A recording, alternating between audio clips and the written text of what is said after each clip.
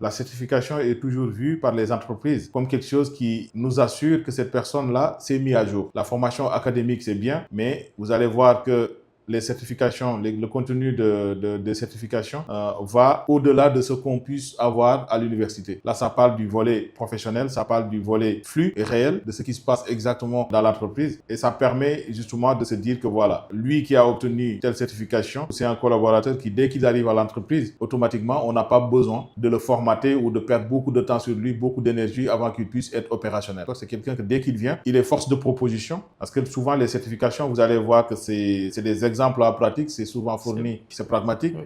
C'est souvent dispensé par des professionnels qui sont déjà dans l'entreprise. Les sujets qui seront discutés souvent, c'est des sujets réels, des cas pratiques qui existent. Et c'est ça qui permet justement à cette personne qui vient tout juste d'être recrutée, dès qu'il arrive, d'être directement opérationnel, de pouvoir comprendre l'entreprise, diagnostiquer, faire des propositions de l'amélioration continue et pouvoir être rentable très directement. Donc la formation, je le conseillerais. Moi, je ne cesse de me former.